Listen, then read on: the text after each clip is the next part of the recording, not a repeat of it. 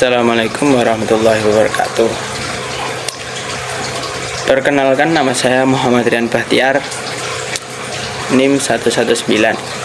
Saya dari KPI 2D. Saya berasal dari jurusan Komunikasi dan Penyiaran Islam. Dan saya juga berasal dari Universitas Islam Negeri Salatiga. Saya di sini akan menjelaskan tentang trilogi Islam. Bagaimana kabar-kabar teman semua? Semoga selalu sehat dan diberi perlindungan oleh Allah Subhanahu wa taala. Apa itu trilogi Islam? Trilogi Islam adalah pilar dasar yang jadi fondasi keislaman kita. Yang pertama adalah iman, yang kedua Islam, dan yang ketiga adalah ihsan. Kita akan membahasnya satu persatu. Yang pertama adalah iman. Iman itu tentang keyakinan, bukan cuma percaya, tapi juga meyakini dengan hati, diucapkan dengan lisan, dan dibuktikan dengan perbuatan. Rukun iman itu ada 6.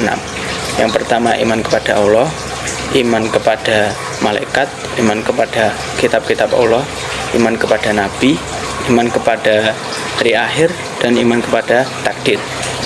Tetapi iman itu juga bisa naik turun.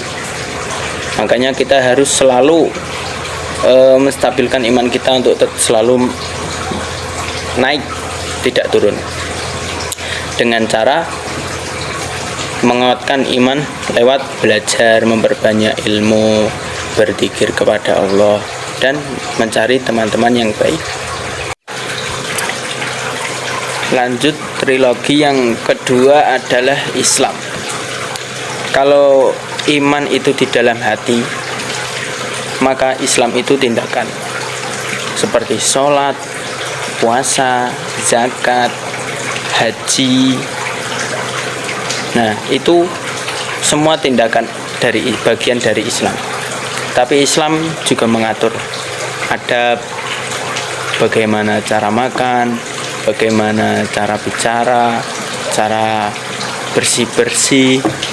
Jadi jangan bilang iman itu yang penting kan di hati, jangan. Tapi lupa praktiknya. Itu gimana maksudnya? Iman tanpa Islam itu seperti teori tanpa praktek, tidak lengkap. Maka kita harus memahami Islam. Lanjut, yang ketiga dari trilogi Islam adalah ihsan. Nah, ihsan ini adalah level tertinggi. Dalilnya, al-ihsanu an ta'budallaha ka'annaka tarahu fa in lam yakun tarahu fa innahu yaraka. Intinya, ketika kita beribadah kepada Allah, kita harus yakin bahwa Allah sedang melihat kita beribadah.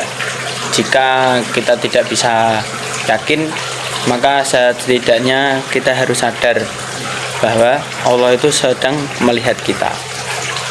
Ihsan itu yang membuat amal kita memiliki ruh.